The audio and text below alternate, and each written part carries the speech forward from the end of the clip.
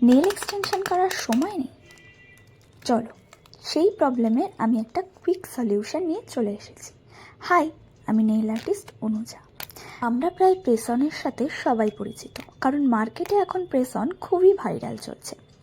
বিয়ে বাড়ি, অন্নপ্রাশন বাড়ি বা বার্থডে পার্টিতে যাচ্ছ, কিন্তু হঠাৎ করেই ভাবছো, এমা আমি তো নেল এক্সটেনশন করালাম না, বা নিজেদের হাতকে একটু সুন্দর দেখানোর ইচ্ছা করছে।